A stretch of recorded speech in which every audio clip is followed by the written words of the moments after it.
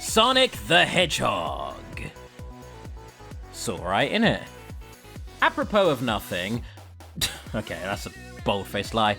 In response to a certain cringy old video floating around, I've decided that while riffing on YouTube videos is inherently a mean thing to do, and I really shouldn't ever have done it, and, I've long since grown out of doing it, I think paying homage to said YouTube video, with the caveat that nobody should harass the original creator, and I'm not joking about that, is well above board. So, with that, I present my top 10 hottest female Sonic characters. Just gonna edit that a little. My top 10 hottest Sonic women. There's no way this list isn't going to be at least a little objectifying, so the least I can do is not sound like I've crawled out of incel hell. Now, grab a snack and a shot of whiskey, and try not to panic if I reach out to you through your screen, because here I come! Number 10. Try this question on for size. Who chases and kidnaps Tails and appeared in one episode of AOSTH? Why, it's Catella, the intergalactic huntress, of course. First up, looking at her, physically, yep, obviously very, very hot. Very stylish as well. I really like the dress she's got there. As you can see here, she's into huskier guys, so, you wouldn't have to be self-conscious about your weight around her. That's always lovely. Most importantly, she could absolutely kick my ass. For many people, that's a con. I consider that a pro. Now, let's actually move on to the cons. These are the issues. She's evil. She's a hunter, which, that's never great. I'm not into conservatives with their fox hunting. And she's one step worse. She goes out and captures exotic animals, which, in a world full of anthropomorphic animals, is basically human trafficking. And with that in mind, she probably skinned someone for that outfit. In fact, that looks a lot like the cheat. I think she killed the cheat for that outfit. I can't get behind that. The hotness is there. I won't deny the hotness, but yeah, there's a reason she's only number 10 on this list. Who's at number 9? Well, it's this Holoskan girl named Sariana from Sonic Unleashed.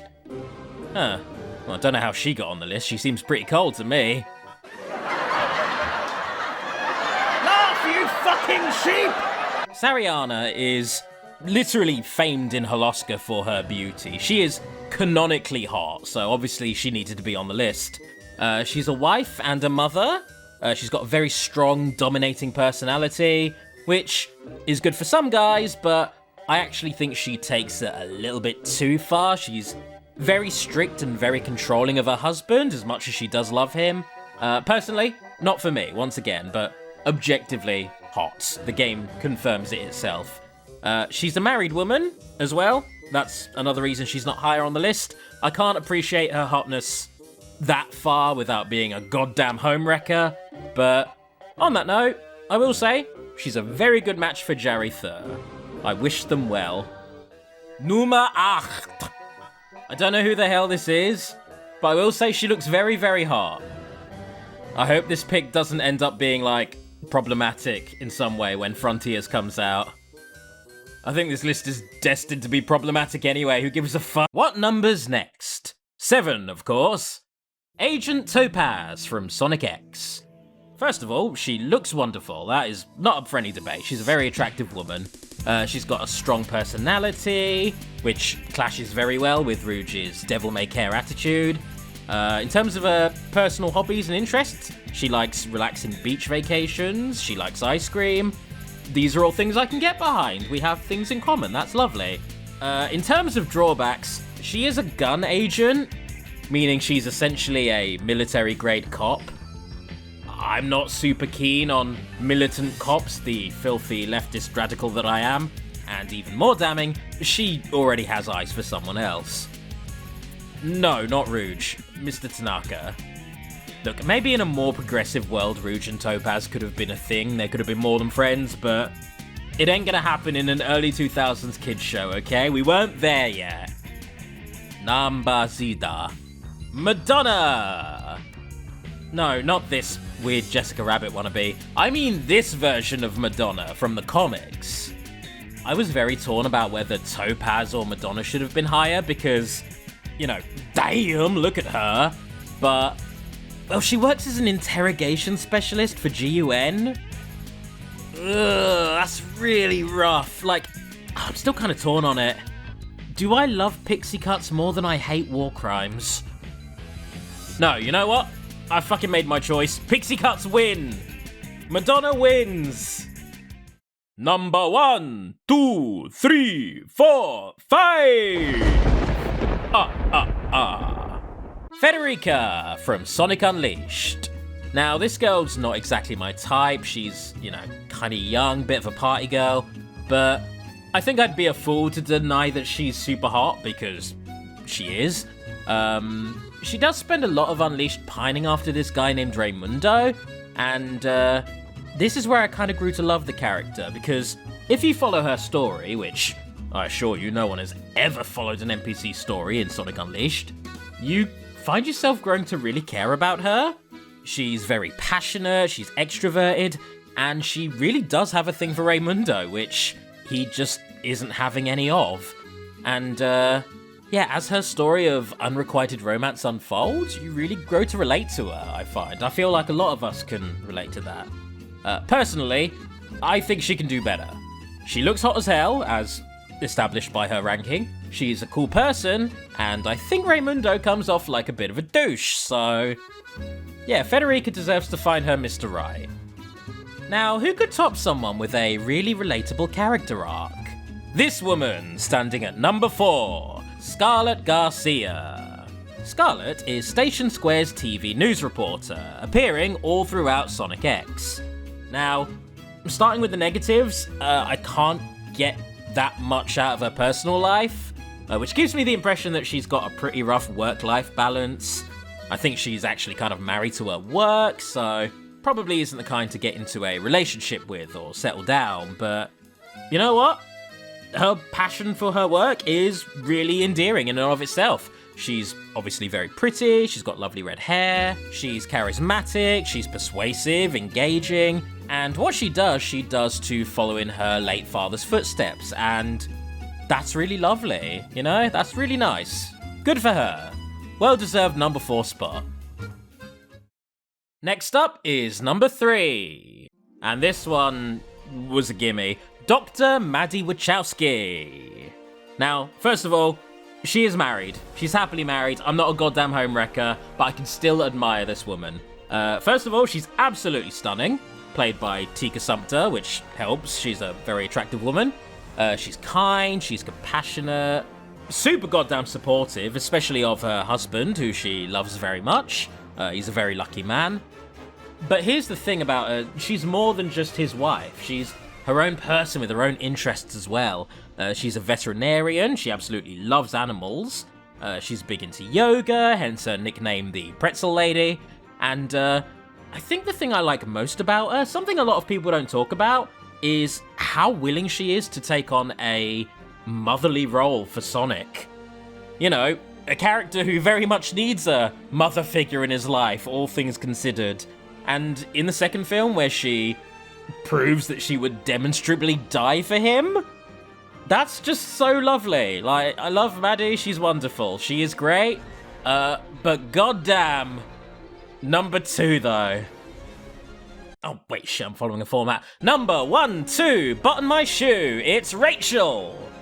Now, again, like her sister, she's absolutely beautiful, being played by the stunning Natasha Rothwell, but I can't in good faith make her number 1 because the character, by the end of Sonic 2, is in a committed relationship. So long as Randall doesn't sign his own death warrant and fuck up again. Now, I didn't get much out of Rachel in the first film. She just seemed to really have it out for Tom, which, you know, ACAB, I get it, good for her.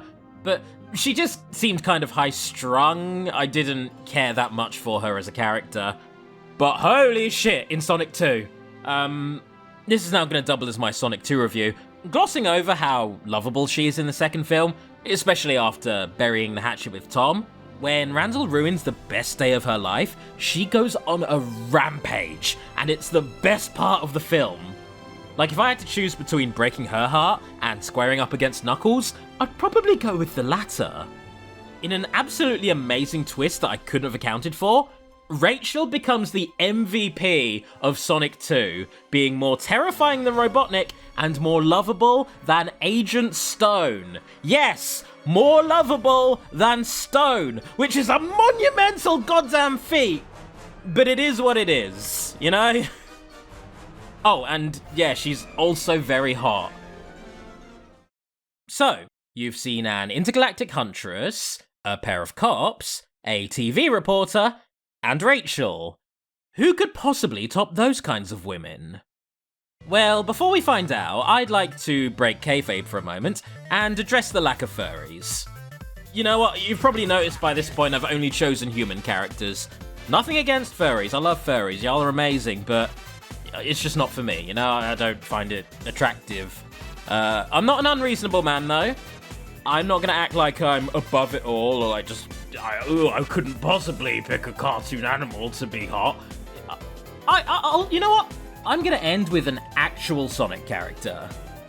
In fact, I'll do one better. I'm going to choose a character from the very video that this is based on. No, not her.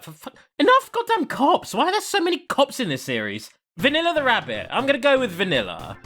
So, you know, for all these weird, wacky characters with all their crazy powers and over-the-top personalities, Vanilla's the one who just seems the most like a regular person, who just happens to be a bunny lady. You know, she's a single mother, she's doing her best to try and raise her kid, and you know what? Based on Cream's behavior, she's doing a very good job of it. Cream's very well behaved. Again, the rabbit thing isn't for me, but, you know, it is the Sonic fandom. Give me a second. Okay, yeah, see this right here? This fan art? Boom, absolutely I would, yes. You know what, deserving of number one. I would absolutely take this woman out to dinner. She is rocking that MILF energy, and I'm all for it. I do want it on the record, though, that this last-minute change means that you don't get to hear about my actual original number one, Ivana Robotina! You fools! You fucking fools! Spicy take. The point where an actual known sex pest got brownie points for dunking on the creepy Sonic video was probably the point where the internet should have let Mr. Guptill live his life. The guy's in his 30s now, he doesn't need this to follow him to his grave. Like, you know, we've all done stupid shit on the internet. All of us, don't pretend you haven't. And unlike a lot of YouTubers, like, way too many YouTubers, I don't think Guptill has ever actually hurt anyone, do correct me if I'm wrong. So, you know what? Remember this. When it comes to cringy content, look, don't touch, alright? Have a good one. Kill the part of you that cringes.